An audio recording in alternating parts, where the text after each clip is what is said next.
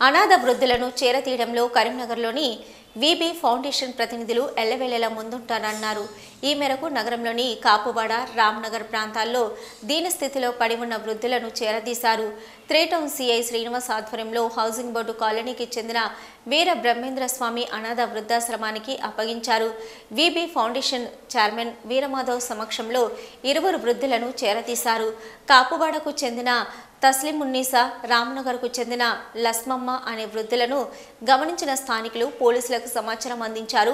3 town CI Srinivas చొరవతో అనాథాశ్రమానికి తరలించారు. 2 వృద్ధులు చలికాలం కావడం, ఆరోగ్య పరిస్థితులు బాగాలేకపోవడంతో వీరమాధవ్ చేరతీశాడని ఇన్స్పెక్టర్ శ్రీనివాస్ అన్నారు.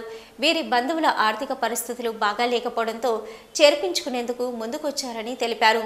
బంధువులను సంప్రదించగా పోషించేందుకు స్తోమత లేదని చెప్పారని అన్నారు. ఆశ్రమంలో చేర్చేందుకు ఒప్పుకున్నారని తెలిపారు. కరోనా సమయంలో వీరమాధవ్ అనేక సేవలు అందించారని గుర్తు చేశారు. ఇలాంటి వృద్ధులను చేరతీసేందుకు తమ వంతు సహకారం అందిస్తామని తెలిపారు.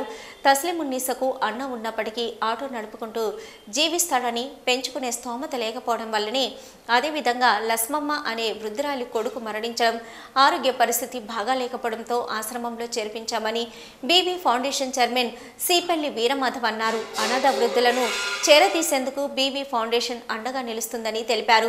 వృద్ధులను రోడ్డుపై వదిలివేయవద్దని వేడుకున్నారు. సిఐ శ్రీనివాస్ కు ప్రత్యేక ధన్యవాదాలు తెలియజేశారు. ఈ కార్యక్రమంలో inspector Srinivas, VB foundation chairman Seepalli Veeramadhav, పోలీసులు, ఆశ్రయ నిర్వాహకులు తదితరులు పాల్గొన్నారు. రామ్నగర్ మరియు కాపువాడలో 2 వృద్ధ మహిళలు ఉన్నారు. ఒక ఆమె పేరు తస్లిమున్నీసా, ఒక ఆమె పేరు లస్మమ్మ. వీరు వృద్ధులు మరియు వీళ్ళ కనీస అవసరాలు కూడా వీళ్ళు చేసుకోలేని పరిస్థితి. మరి వీళ్ళ పేద కుటుంబం, వీళ్ళని సరైన పోషించే వారి కుటుంబ సభ్యులు కూడా పోషించే స్తోమత లేదు.